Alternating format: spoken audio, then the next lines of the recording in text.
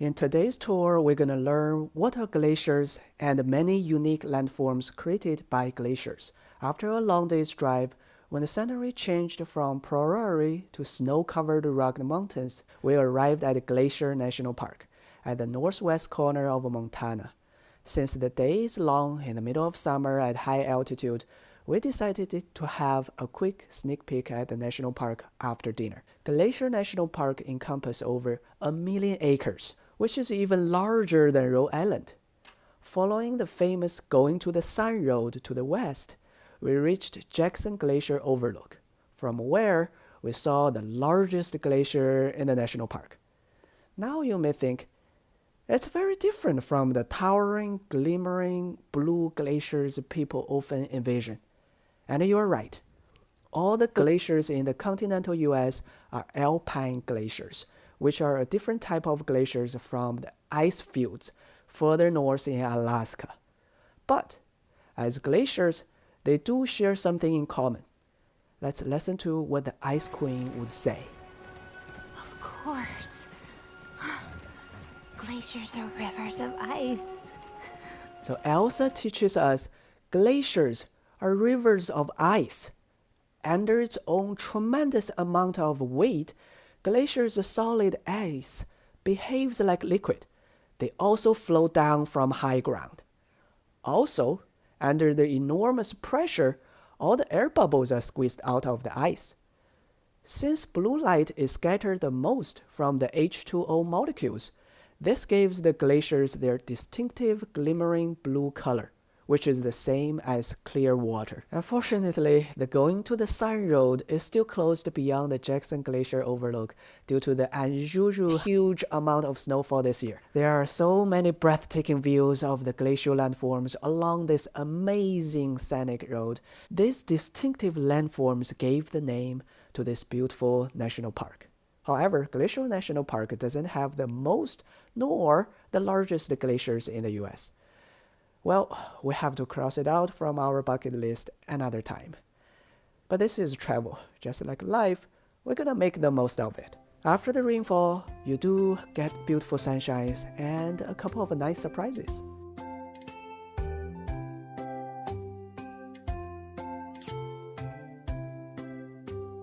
The next morning, we first stopped at the Sun Point parking area and took an easy hike to the stunning Bering Falls. This little over 1 mile trail is along the cliffs and shores of picturesque St. Mary Lake. You do have a better and unimpeded views of the glacier-scored landscape. First, we could notice a U-shaped hanging valley, which is high above the floor of St. Mary Valley. This means that the glacier carved out the hanging valley was a branch of the major glacier that carved out the entire St. Mary Valley.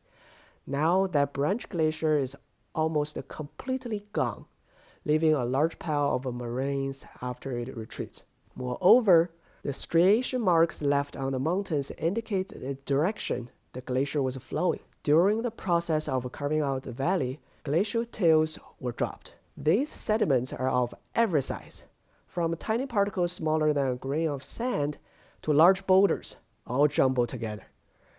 The tiny particles of a certain size gave the glacial lakes or rivers the beautiful turquoise color. You may also notice the mountain on the western edge of St. Mary Lake, which looks like animal horn. That is also a landform created by glacial erosion. Horns are mountains grinded by glaciers on at least 3 sides. Finally, after crossing a log bridge, we arrived at Bering Falls.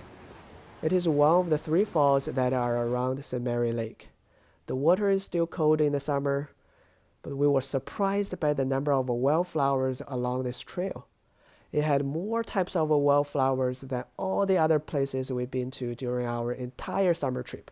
Given that, many alpine meadows famous for wildflowers viewing were still covered in snow, like the one near Logan Pass in Glacier. It would take too much time to include every type of wildflowers we saw, so I just listed a couple of the most interesting ones. Bear grass was blossoming. It is native to Montana, but don't be fooled by its name. It is not grass, and bears don't particularly like to eat it. Scarlet paintbrush have showy scarlet bracts, which nearly hide the small greenish flowers. Alum root cream-colored flowers are clustered on a tall spike. They must be sweet because ground squirrels like to eat them.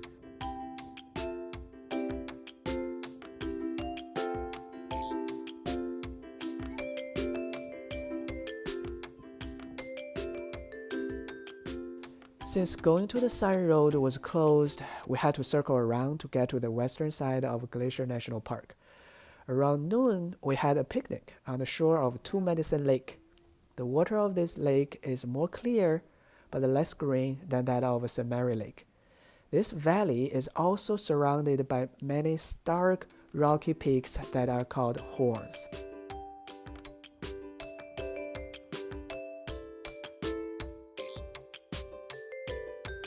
After lunch, we passed Goat Lake Overlook, hoping to see some mountain goats high on the cliffs, licking mineral waters coming out of the rock walls, but with no luck.